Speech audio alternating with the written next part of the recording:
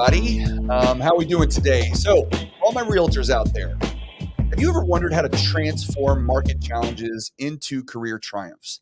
It's all about your daily mindset. It really comes down to the difference between seeing opportunity in every situation or instead noticing all the looming obstacles. And today's guest will help guide you on how to maintain a winning mentality and how it can make all the difference in the world on your eventual success or inevitable failure. So welcome to the Texas Real Estate and Finance Podcast, your guide to real estate success, one episode at a time. I'm your host, Mike Mills, a mortgage banker with 13 years of experience in the heart of Dallas-Fort Worth Metroplex, and also home to the American League champs, Texas Rangers. And in the spirit of those resilient Rangers, today we are diving deep into the work hard, never quit mindset. But before we get into today's emotional recalibration, remember, if you find value in these conversations, hit that subscribe button on your podcast platform or go check me out on Mike Mills Mortgage and Finance on YouTube for more exclusive content. Subscribing ensures that you stay updated on insights that can help continue to elevate your real estate business. So my guest today is Nicole Christopherson, an industry leader who's turned her real estate passion into a nationwide movement. She founded NMC Realty Group in Southern California, expanded it to Austin, Texas, and has recently launched the Work Hard, Smile Large community. Nicole, how are we doing today? Excellent. Thank you so much for having me, Mike. Yes. So how's life treating you there in Austin, Texas? It's great. We're finally getting some rain right now, but my family and I are coming up on full 3 years here, and we are super happy we made the move. And Yes, we are. Yes, we are. We get to go back and visit California often because we still both conduct a fair amount of business there, but and all our family is there.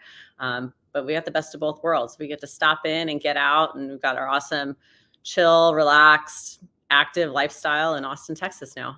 So you get the happy, friendly Texans along with the coast. You can go back out to California and live the beach lifestyle from time to time too, right? Beach lifestyle, sit in some traffic, all the Yeah. good Oh, yeah. Well, there's no shortage of traffic here in Dallas-Fort Worth either. So, and I'm sure in Austin these days, especially going through down there by the university. What's that little? There's like a split where you go around or you go down that little section right there. What's it? Yeah. Yes. Well, I was down there. That's when I was saying I got stuck in the rain earlier this week when we were talking before, and that's exactly where I was. I was in bumper to bumper traffic by the university because I was going to listen to a couple female founders speak at the university.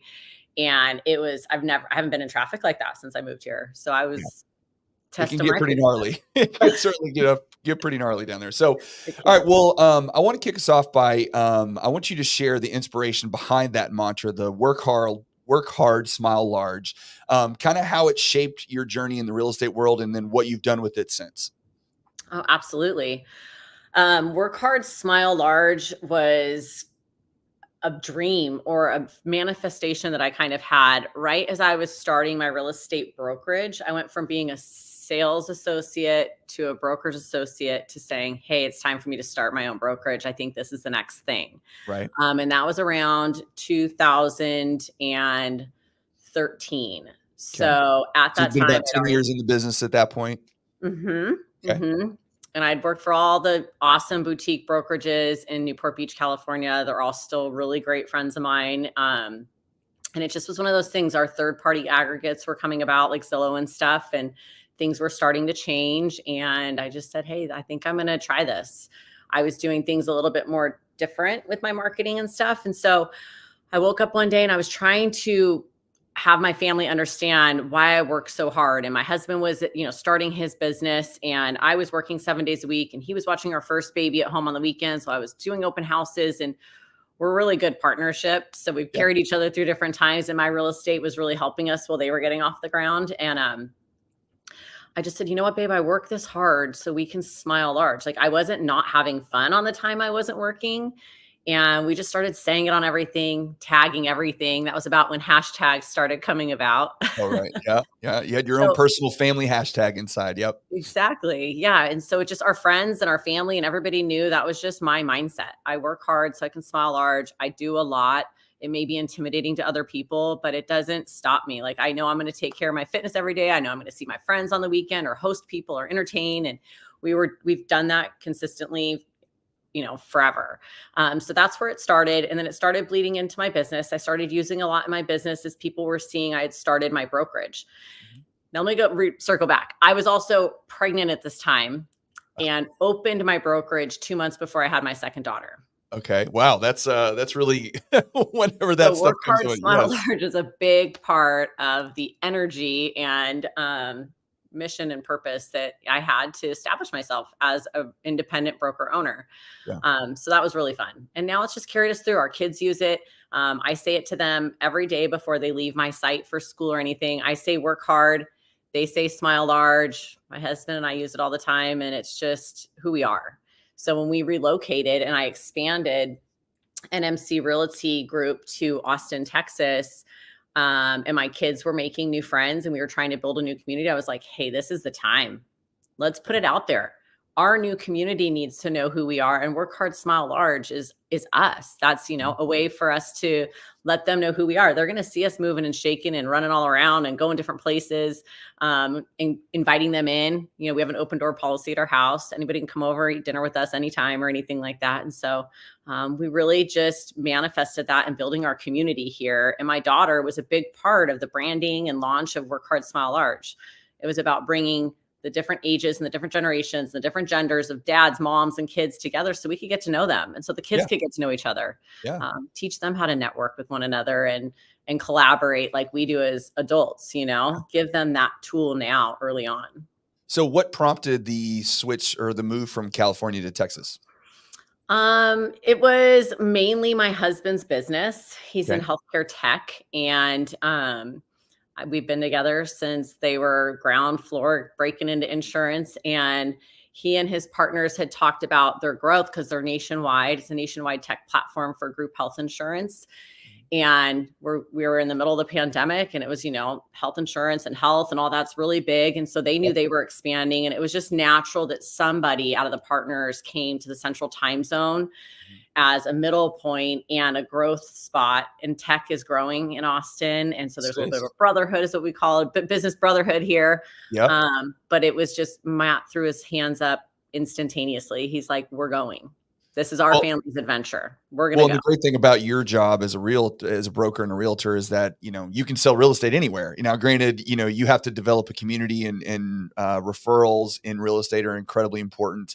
Obviously, because that's the lifeblood of a lot of what you do. And when you just drop yourself into a brand new market, that can be a challenge, because as an agent, if you don't have that sphere around you immediately when you come in, you've got an uphill climb, especially compared to other agents in a really hot market like Austin. So what was that move for you like, coming from, having a sphere in California, I'm sure that you worked with on a regular basis, to being dropped into a brand new place? And what did you see like were the big differences between California and Texas in that environment? I mean, there's a couple questions there, but I think when I came to Austin, I wasn't sure how I was going to break into the market. And I was really focused on the client, the transactional side of it. And I was like, I have transactions. I still owned my brokerage. I was operating my brokerage in Southern California while we had moved here. I didn't close it down. I didn't transition. I didn't do anything. I had my team support, boots on the ground there. So I was like, I was involved at my board. I was on a lot of the committees at the Newport Beach Association of Realtors. I'm like, you know what? I need to find my professional peers, the people that I connect with and that I can collaborate with here. And then I'll know where I want to hang my license, and I'll know who I want to be affiliated with, and I'll kind of know. So I was taking my time when I had first gotten here. And I did a bunch of deals, non-represented, helping some of our relocation clients here because of the legalities in California helped me, with all of that here. Yeah. Well, I mean, it was a good time. I guess a lot of people were moving back and forth too, right? So you had a big influx of people moving to Texas. And we had managers and people that my husband's company was relocating out here. So I was able to help all of them and kept focused on what was important, which was our little circle of people who were relocating.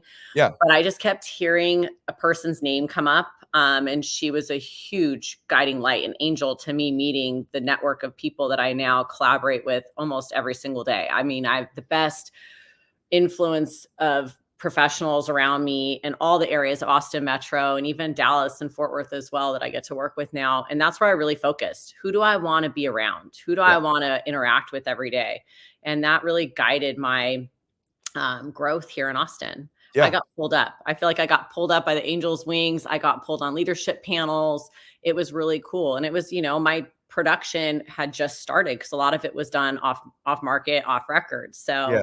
So it was really awesome. So the Well, I people mean, I when you choose to surround myself with and that I'm very much like yes. really helped me launch NMC Realty Group here and Well, grow. truly, when you put yourself out there in that regard and you surround yourself and like dive into meeting as many people as you possibly can, those opportunities tend to I mean, I create had themselves. contractors telling me I need to meet her, lenders, contractors, or because we were just meeting people through what we were having to go through here. Anybody I met was like, "Have you met this person?" Or Yeah. "You need to meet this person. You're just like her." Yes. And it was amazing. So yeah. So coming down here into Austin, I'm sure you had to bring in, some new agents because you're expanding your brokerage. And obviously, I mean, it sounded like you did bring a community with you to some extent, which is pretty cool because your husband's work and how that, so you kind of had a little built-in sphere to some extent when you got here. But you also had to hire new agents. So when you brought in new people, with this, especially with this mindset that you had and in some degree, I mean, obviously you came in and the market was still doing pretty well, but we've obviously seen that change over. But how did your organization go about helping new agents come into the business and put their expectations on what it was going to be like to be an agent in that area, and then versus the reality of what it is, what it actually is, and then Well, how did those 2 mindset years changes ago is affect? when that really started happening for me, and I'm like, I've always put a lot of effort into my business, and so I have 2 decades of experience and procedures and process, and I've gone through the market, the trend in the market and Yeah. cycles in the market before. So I originally, when I started, I was being pulled up on the leadership panels to talk about what it was like to own a brokerage and operate a brokerage, and now, be at a global digital brokerage that's agent owned. So they pulled me up to really talk about that and the difference and the collaboration that was taking place. But at EXP, we have a mentor program. Okay. So with my program, I'm a certified mentor. So a lot of what was happening is I was attracting agents that were newer agents or that were on other teams, and they were hearing how I talked about running or managing my team and how I operated my team and how collaborative we were. And so I naturally was attracting mentees who were newer agents who had done 3 or less deals. And that's really how my team started growing. I hired somebody to help me with my family as I really started pouring into growing NMC Realty Group here and was being, pulled a lot of different places for these speaking events. Mhm. And she eventually became my assistant. So you just saw her a little bit before this. So she So is she was my working for right the family hand. first, and now the business. She's my right hand, and Yeah. she's born and raised in Texas. And so some of her friends have come to me and joined because of her friendship with them. So it's really been a blessing to be at my brokerage and to be affiliated with EXP and brokered by EXP. I'm still NMC Realty Group, but being brokered by a global digital brokerage is transformative. I mean, I have so many opportunities to mentor, to be pulled up into leadership, and to gain resources from others and collaborate on what and how things are done or how they're doing it, what's working. So Well, it's I'm also organically. curious. I'm a little curious too because you mentioned this a second ago, and I always hear people that have had success in really all walks of life mention this often, and I'm a big proponent of it as well. Um, but when you have to maintain a certain mentality in especially in a down market right now, things are slower. I mean, there's no pretending that it's not. It's not what it was. It's not terrible, but it's also not great. So there can be a little bit of downtroddenness or whatever you want to call it. Agents that get upset or get. Everything takes more work. That's right. It takes And more guess work. what? It's always taken more work. In my 21 years of doing real estate, there's only been maybe 2 years that it wasn't a lot of work, or 3 years that it wasn't a lot of work. Yes, takes It's a effort and it takes project. time. Yes. It's a project. It's a transaction. It's a Well, and relationship. where I was It going takes with that a little bit nurturing, is, patience.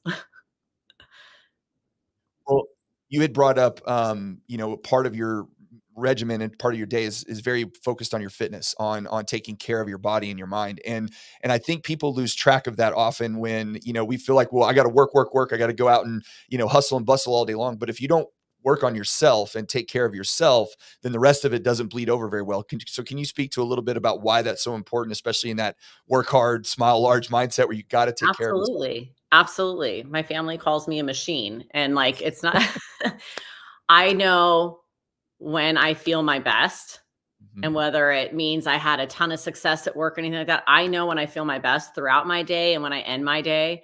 And so I try to recreate my best day every day. And that's for me. That's what I know. I check in with myself and check that. So that means waking. Everybody's is going to be different. So let me just Sure. make that Yeah. disclaimer right now. Yeah, I there's want no you to one say like size fits all for any of mine is this. going to a one size fits all. I used Yeah. to wake up at 4 a.m. in California, be at spin by 5, be home by 6:30 from the gym, wake my kids up. I don't do that anymore because that doesn't work. So my routine has changed, but I make sure I wake up and have quiet time. I really try not to get on my device in the morning Okay. until my kids or whatever have been seen off. I make sure we eat healthy, whatever that means, vitamins, home cooked food, healthy fruits and vegetables. But I get exercise almost every day, and my form of exercise changes, but that needs to be done before I start my workday. The Right. minute I pick up my device or I get on my computer, my workout is non-existent. Right. And what And I happens know when it. you I've don't work tried. out? I've tried many times. I'm not going to Yeah. work out at the end of the day. It's not going to happen in the middle of the day. I want to be ready. And part of me doing it in the morning for all the professionals that are listening is you don't know where your day is going to take you. Right. I don't go through my day in sweats anymore. And if I am in my workout clothes, it's very rare. I will embrace that. That's fine. But Sure. I get ready every day, Yeah. not to the nines, to how I feel comfortable. So that something calls upon me or I have an opportunity to meet somebody or go somewhere or do something or be on camera with somebody and learn and grow, I'm ready. Right. And then it sets up my tone for how I operate my business every day and how I run my daily routine. So that's like the physical, whatever. But then I also have a daily, weekly, monthly routine of what I check through every morning.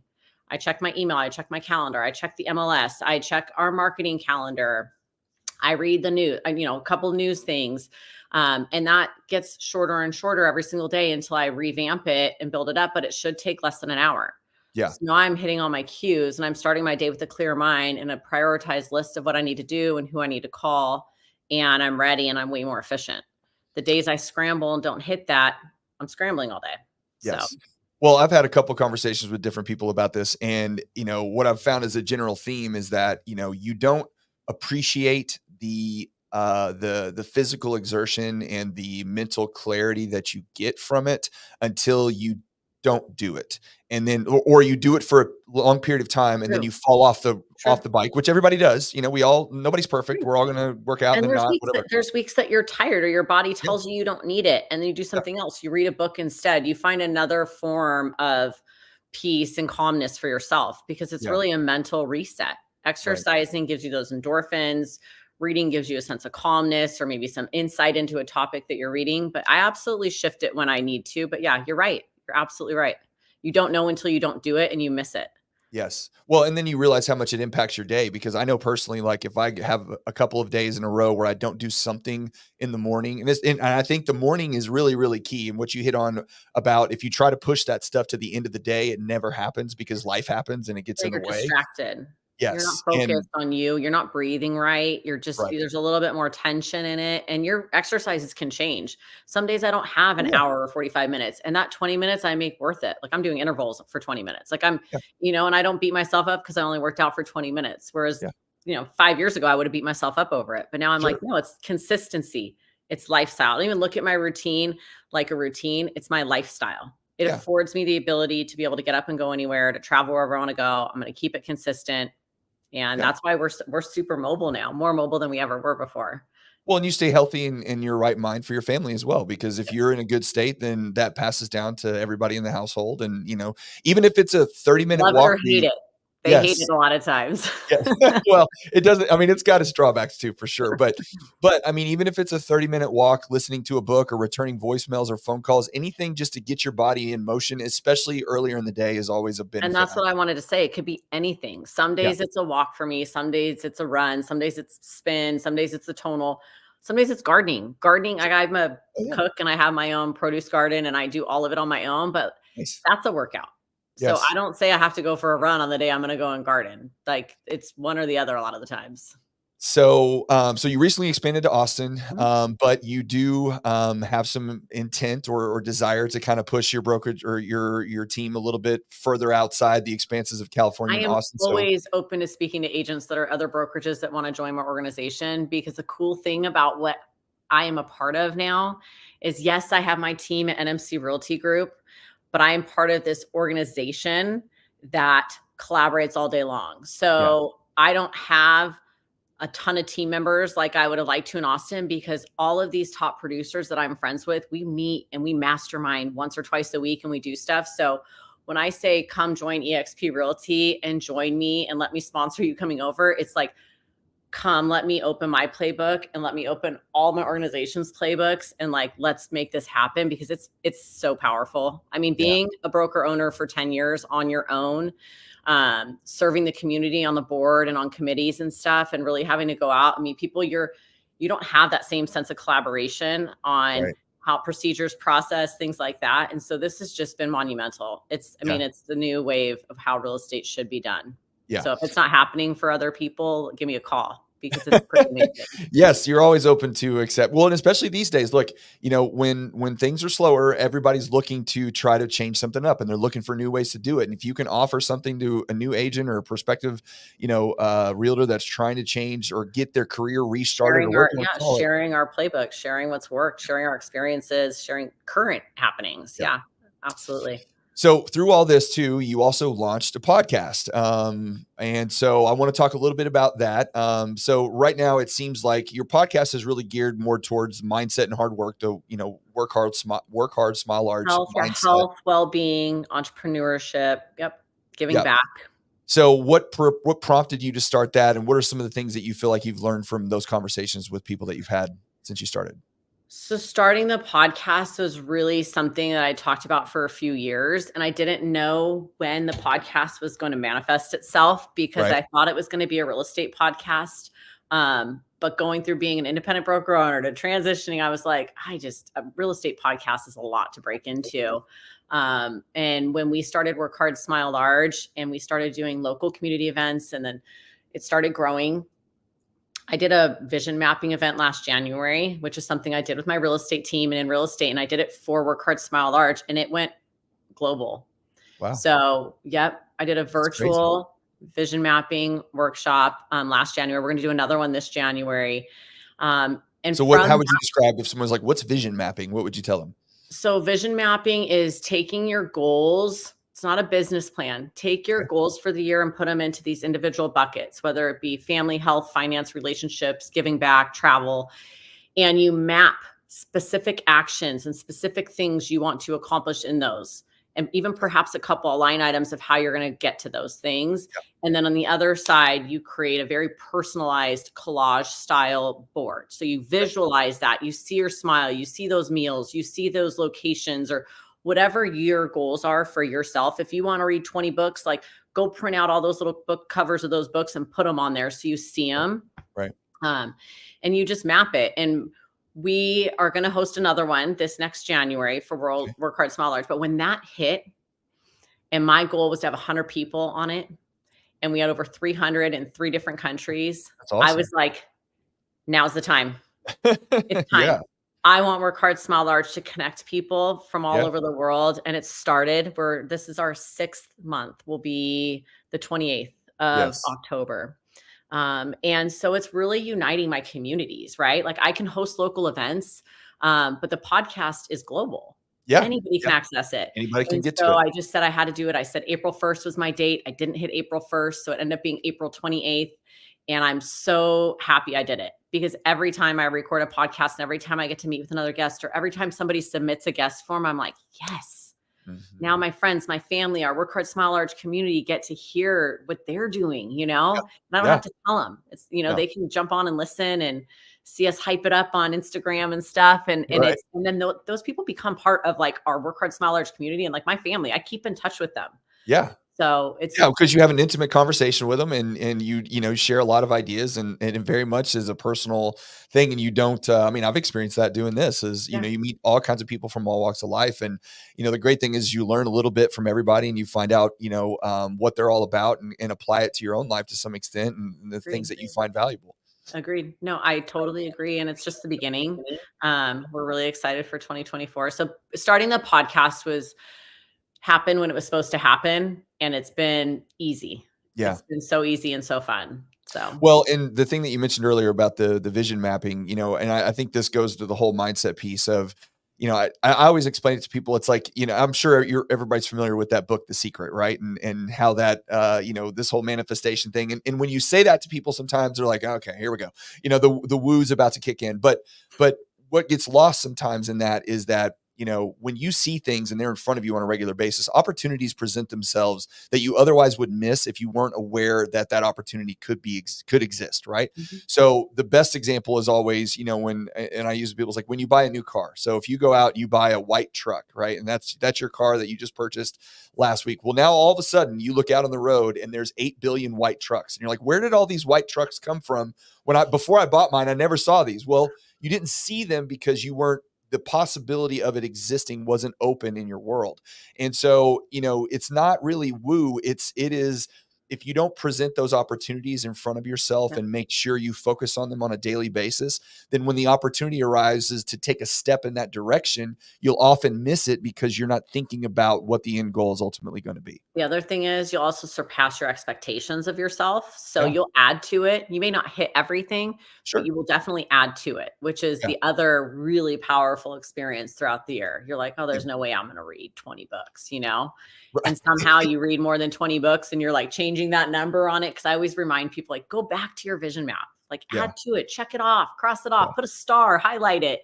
yeah. Um, but one really special thing that I do when I am, leading the workshop, and I have guest speakers come and speak on different topics, which is Mhm. really cool. We always have nice guest speakers Yeah. come and guide a certain topic.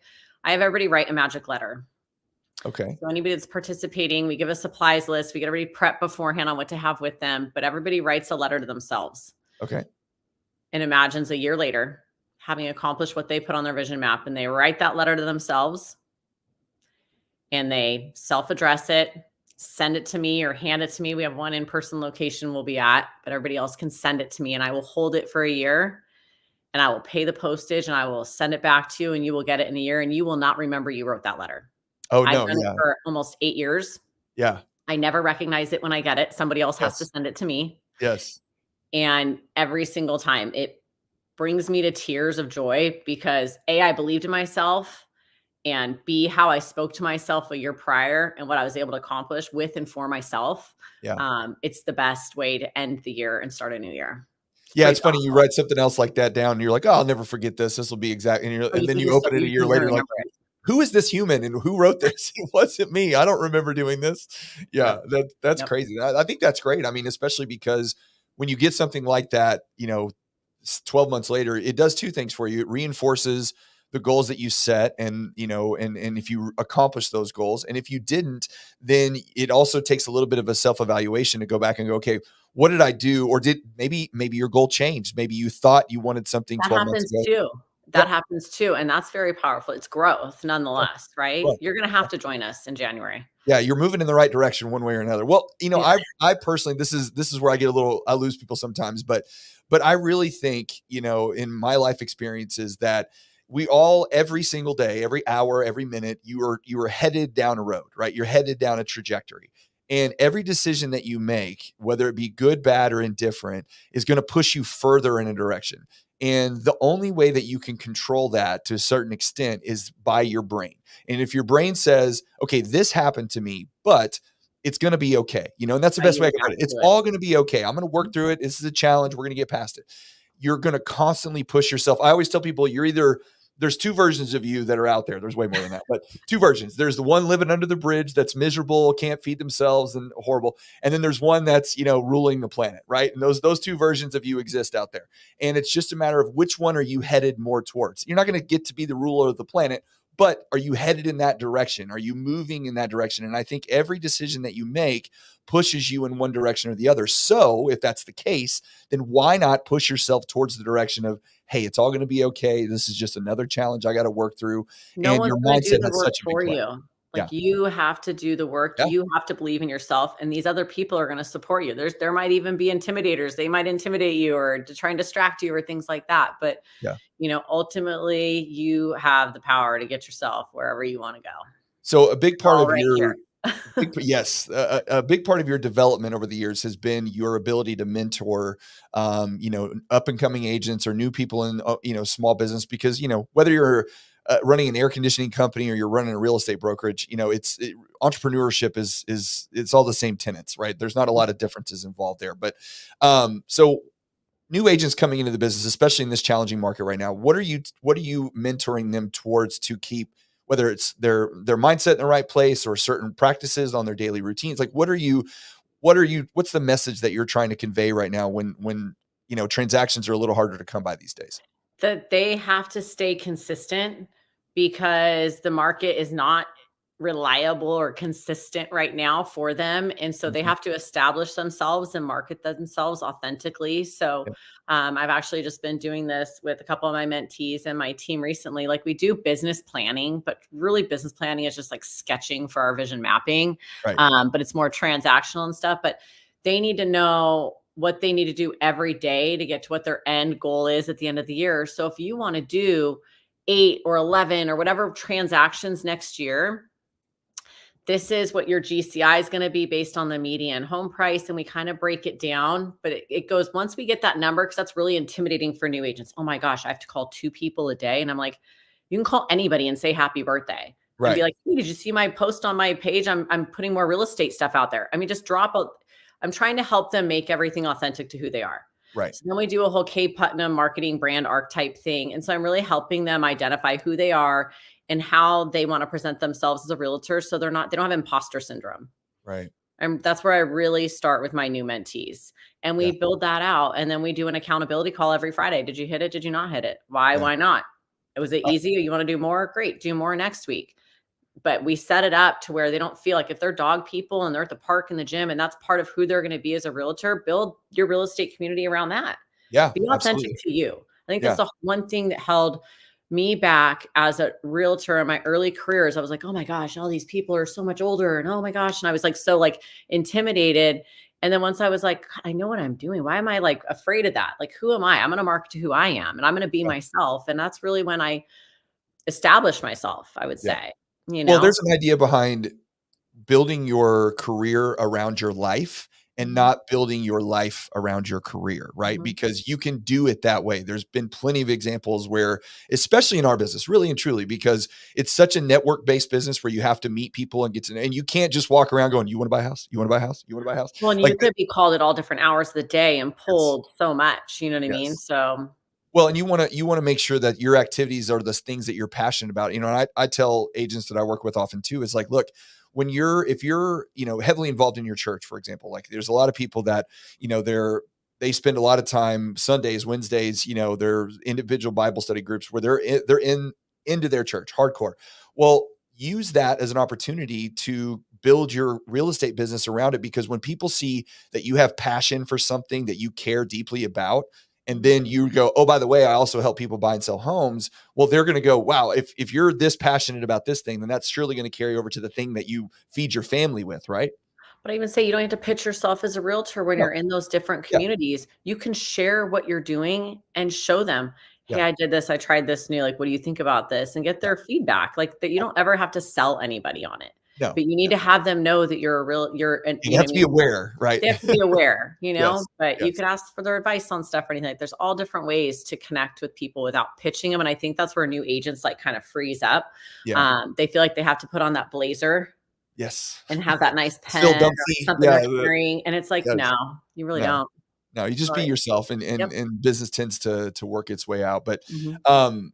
so you spoke earlier a little bit about, we've talked a lot about goals and setting those and creating systems around those goals. But I want you to talk a little bit about the importance of, because everybody has goals, right? We all have, I want to do this many transactions. I want to do, this much time with my family, whatever the goal based is, because everybody's definition of success is a little different.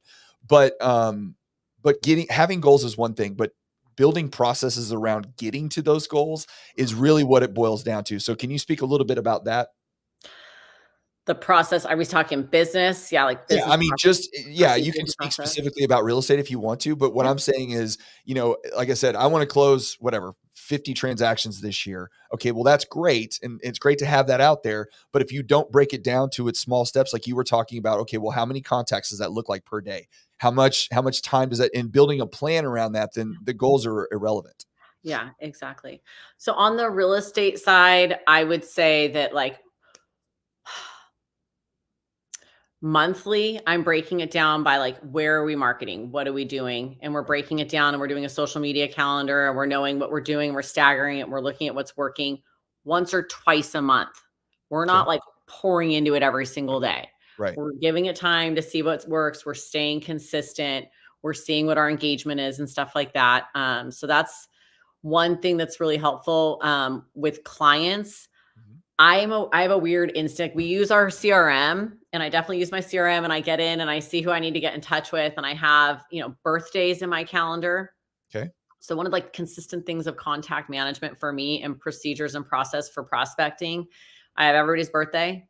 I have most everybody's anniversary. If I ever saw it on something or anything, then it immediately goes in my calendar. Okay. Close of escrow anniversaries for my clients for the last 21 years. Oh, wow. Those are Okay. in there. Those are opportunities for me to reach out and talk to them. I missed one client this year and he was like, "You forgot to call me on my home anniversary." He's like, "Hey, what's up? And I was What like, happened?" "Oh my goodness." They look forward to it. So Yeah. those are like authentic, real fun things. I'm not a geek. Like, I really don't go in and build out like, email drip campaigns and things like that. Like, it's just not who I am. I'm not patient enough. We started using another program this year called Flowdesk, which is like an email campaign kind of thing. So I've gotten better at it, but I keep things small and I make it very manageable when I start doing email. I'm going to call them campaigns. I get Yeah. prospect, That's what they are. Yeah. things that are automated. Yeah. But I need them to be authentic and from me. So we Yeah. start small. So that's another part of our procedures. We start small, very manageable, and then we use that for a little bit. And then I have these ideas, and my assistant and I talk, and I'm like, "God, we should add that to it. Oh my gosh, that question came up." So I don't try to do everything all at once either. I always break things down and test it and make sure it works. But Yeah. we use a CRM. I send a monthly newsletter. I don't try and get all crazy intellectual on it or anything. It's really just to keep a relationship with my clients in our Just contact. database. Yeah, just a contact on a semi-regular basis to stay in front of Yep. them. So Absolutely. monthly, I get that. They get birthdays every year and stuff. With Work Hard, Smile Large, and I'm going to shift over to procedures and process for Yeah. that because we were doing a lot of small little micro community events. And so we had a little procedure that went through with that where we would work the calendar backwards 4 weeks. We'd set up what the text was that we were going to want to put on the event. We'd create the headers and we would start there, and everything would just be replicated on how many touches we wanted to hit on them up until that event hit. Yeah. And what message we wanted to send with regards to that. I'm lucky I have a social media manager. So she's really like diligent on the marketing from a social media standpoint and helping Right. support us. But on the back end, I work from Dropbox, Google Drive. We always have everything pre-drafted, pre-texted. And I start small and build on that. So after 20 years, like I just had to send out, I have to find a house in Orange County right now, shifting back to NMC. Let me keep Mhm. it exciting today. Mhm. Yeah. I have to find a house in Corona Del Mar with a view before the end of this year. So Okay. I went back to my old school ways and I'm like, God, we keep getting these letters prospecting for selling our house. I'm like, it cannot come off like that.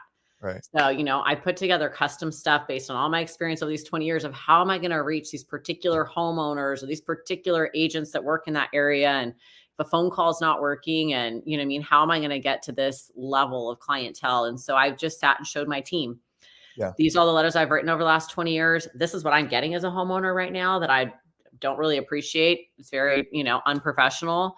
So I'm going to do it this way. And so they Yeah. sat and helped me how I found the house, the style that it was, how researched back, how long ago did it sell, pulled title to see who the homeowner is. Do they have a mailing address and a permanent address? Or are they all at the same?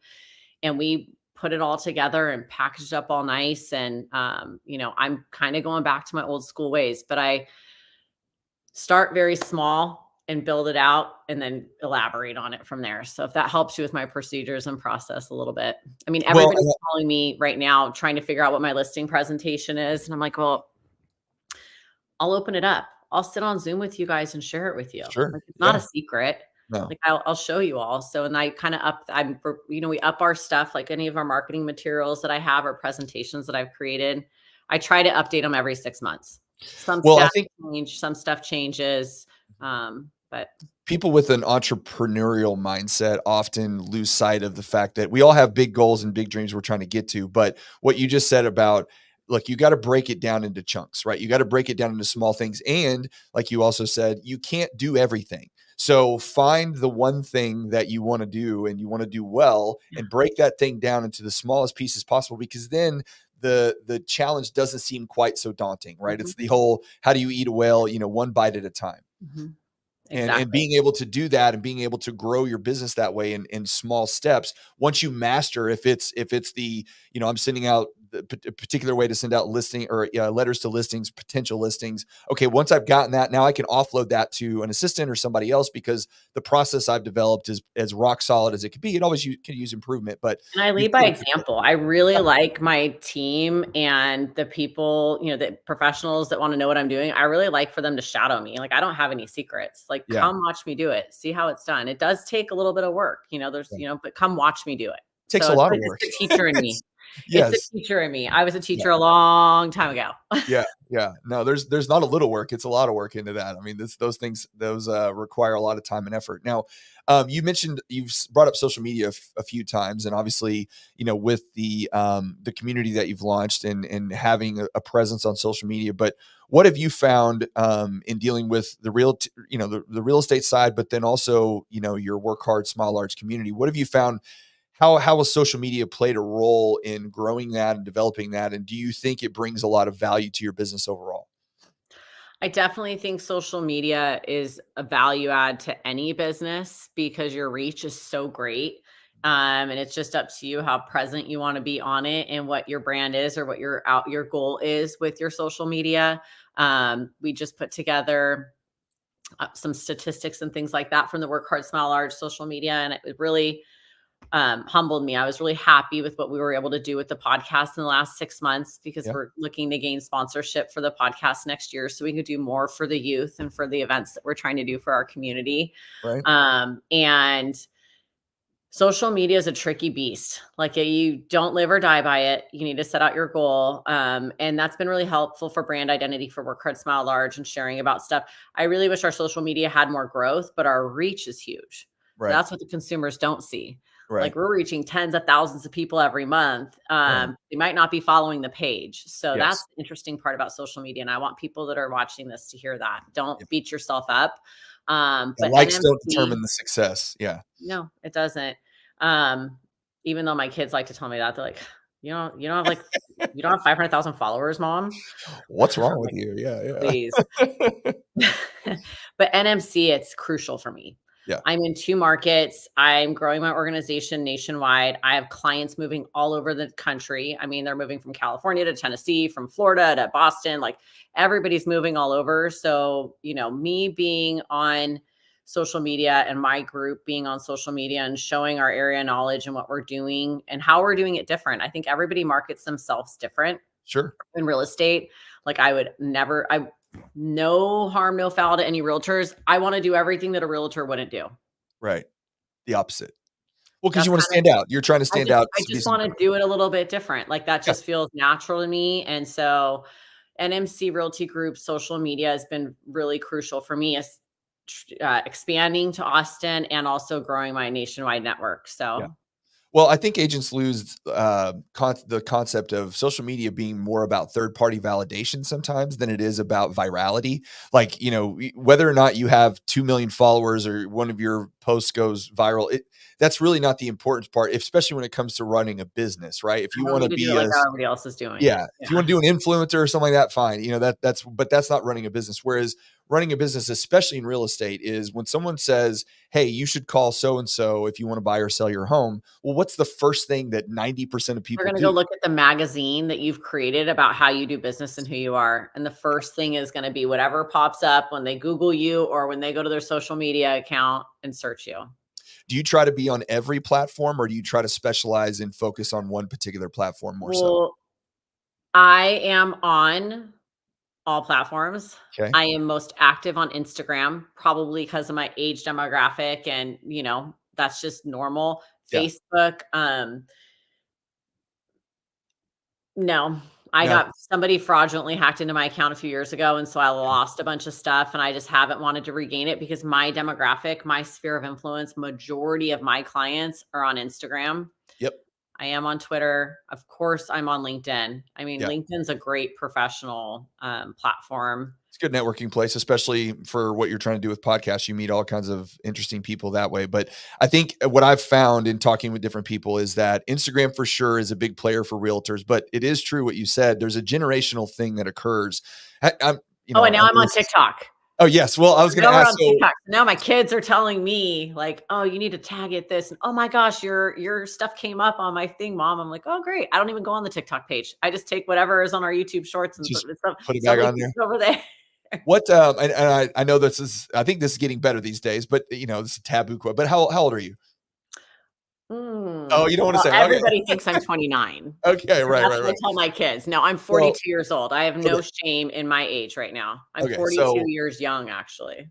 I'm 45 or will be tomorrow. And so the what I've found is that, our generation, we kind of started with Facebook because I mean, I say that you could go back to like MySpace and those kind of things, but nobody even knows what that is I was anymore. But never on MySpace and Facebook. I really only started using because of business and maybe to yeah, connect with some people because I noticed people were connecting from college and high school. Because yes. this is where I could really see it. I'm 42 and we did not email our friends when we were in college. I Yeah, didn't have yeah. any of my friends' emails in college. Nope. That's the weird part to connect with people from these parts of your life when we didn't use technology that way is No. There was very little to no email. Maybe you email a professor from time to time because they so required it, but Facebook was that, yes. It was a right? way to connect. Yeah. Well, and then it kind of transitioned. So I have a couple younger sisters at about 10 years, and Instagram became, after Facebook, it kind of waned off. If you were old and boring, you were on Facebook. But if you were new and hip and cool, you were on Instagram. And Instagram kind of really took off and is still, because they remodel and or remarket themselves, rebrand themselves a little bit on what they intend to be. But in talking with, younger generations, especially now with TikTok and really Snapchat has really taken off a lot, which I don't But it's fully. like, how much can you manage? I mean, we Yes. gotta really break this down for your Yes. listeners and for Uh, each other because how many different platforms can you manage? you can't. You You really gotta can't. manage the ones that are easiest for you to manage. Like, you Yes. can't be on everything or you're hiring other people and it's just even I don't know, it's too difficult. Well, and the big bulk of buyers right now are really and truly millennials, and people lose sight of the fact that millennials and Gen Z are even surpassing baby boomers in the size of the population. The next round of homeowners, but I was talking with a Gen Z specialist not too long ago, and we were talking about just kind of how she surfs the internet, like how do you go about looking for things. And so I asked specifically, I was like, all right, when you're, 'cause she flew around a lot, I was like, when you go to a particular town, like how do you look up a place to go eat? And she's like, well, I go to TikTok. And I'm like, you go to TikTok to find a restaurant? She's like, yeah, I'm going to go look for the hottest places in Arizona or, Phoenix or whatever and type that in. And I'm like, what about like Yelp? And she's like, I don't know. What do you mean Yelp? I was like, okay, man, I am old and outdated here. But the habits of consumers and the habits of people change as the generations change. And so you don't need to be everywhere, but you do need to focus on a place and whoever your target, customer, your target person is, where do they exist and find that out and then dive into that, that medium. Would you agree? I agree. And that's where the bulk of my contacts and my sphere of influence and my past clients and my peers and affiliates is on Instagram. I can't connect with all of them on Snapchat, and nor am I trying to build my business off of Snapchat. I could have a presence there, but the bulk of my contacts, I have to focus on where those platforms are. And really, truly, I probably should be using Twitter a little bit more for work hard, smile large and stuff. I mean, Yeah. it does have, I get on there a lot and look at It's things called more. We're X not now, by the short way. and concise, but it's It's what? called X now, by the way. I know it's called X now, but I I'm know, I old. can't get over You it already either. made me tell my age. Yes, I know, I know. I call it Twitter all the time too. So No, it has its place for sure. It's one of those things that I don't know. It's just a different medium. I use it for news more than anything else, but you mhm. can make a lot of connections within an industry, and especially for your podcast. I think there's a lot there that you can kind of network with. But Yeah. speaking about your podcast again. If somebody were to tune in and say, okay, why should I listen to this? What am I going to get from it? What would you tell them about the podcast and what the goal is of it and why they should tune in and listen? Well, I really think there's a lot of stories about people's journeys Uh-huh. and what's gotten them to where they're at, and what they want their legacy to be and their purpose. I think people understanding that everybody's routines and mantras and journeys are very different. but everybody's looking for the same legacy or the same goal in the end. And that to me is pretty powerful, because I feel like we're all working towards something or trying really hard at things and want better futures for ourselves or for our communities or for our businesses or whatever. But I think it really teaches a lot of our listeners about overcoming adversity. I don't think any of this came easy for any of us. Right. Everybody has a journey and everybody has a story and a why. And I think listening to that and hearing other people's really lets you know that you're not alone. Yeah. We've all had a challenging road at some point, or a tough start or a hiccup or a speed bump here and there. And it's what you choose to do with it. Like we talked about earlier. Yeah. I have a friend that's a musician and she didn't make it until she was in her 30s. Like, that's frowned upon. Oh, that's way too old. You know what I mean? Musicians start younger and stuff like that. So like age differences and, Speaking of global, there you go. We got somebody from the UK reaching out there. Yay. Hi. Yeah. So I think the takeaway from the podcast is really just those authentic stories about the journey and really being able to connect with it. And you'll have takeaways from health and wellness tips. We had a breathwork coach on. I use breathwork every day. Have you read that book? Not like I sit and meditate and breathe. Like I reset with my breath. It's like a free vitamin that you can use every single day. Yes. And you can do a lot in your day and your breath can get shorter and you can feel more and more anxious and stuff like that. And you can turn to different means to soothe that, or you can just take the free drug that's right in front of you. So these fun guests that come on and they're really fun.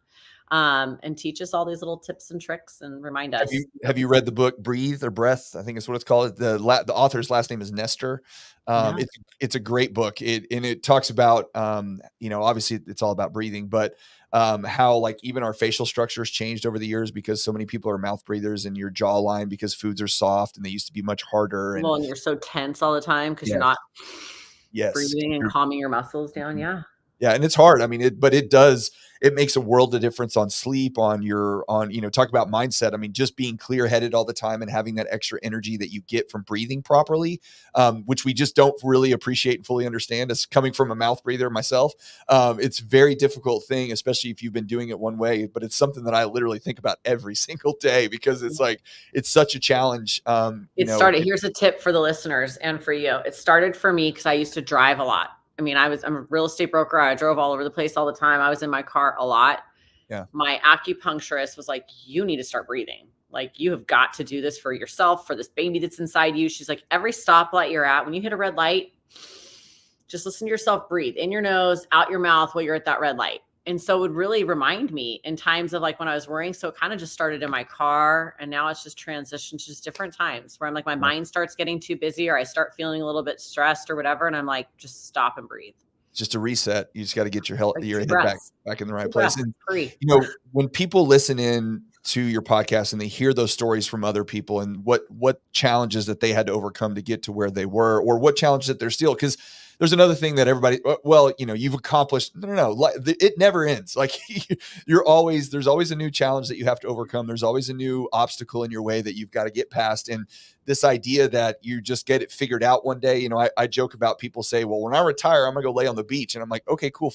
And then what? Like, you're just gonna lay on the beach every single day? Like, no, you've got to have something that fires you up and gets you out of bed every single day to want to accomplish.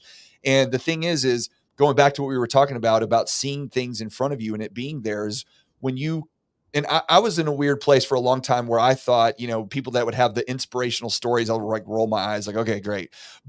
But the thing is that when you put that kind of information in front of your brain on a regular basis, it puts you in the right place to go, okay, I can do this. There's no reason for me to, because we all have that self-talk. We're like, oh, you suck. You're not good at this thing. Or why are you even doing this? We all go through that. And when you hear other people say, hey, look, I went through it too. And this is how I overcame it. It keeps you headed in that direction. It's necessary. My guests are vulnerable.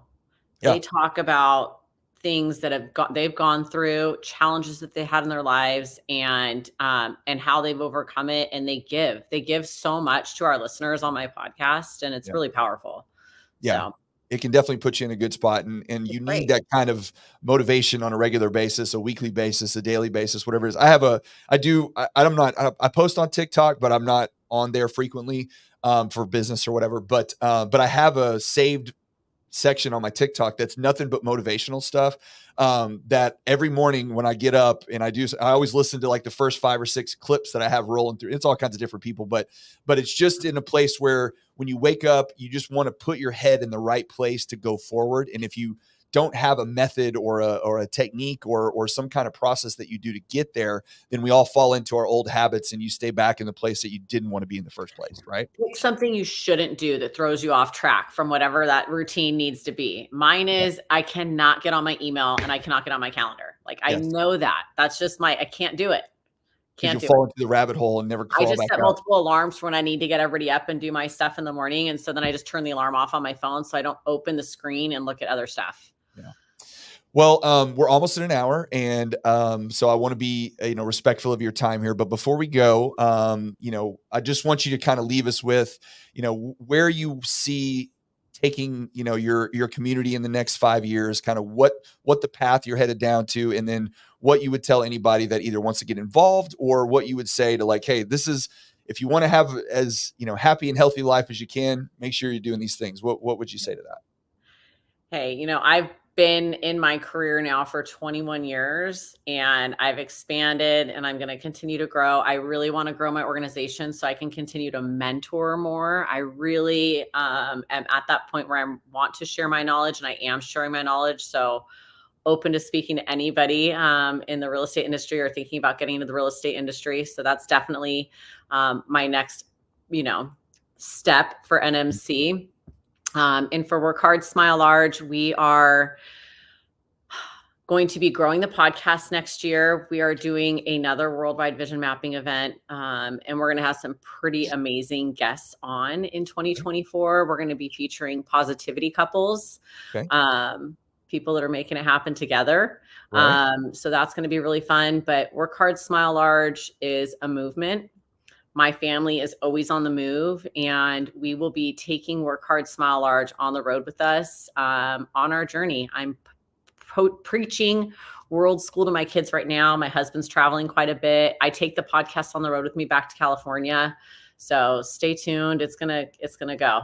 It's got wheels and wings. You got the nationwide tour coming to a town near you, right? Absolutely. Well, that's awesome. And anybody, if you're interested in being a guest on the Work Hard, Smile Large podcast, DM us on social media or visit the website. It'd be awesome.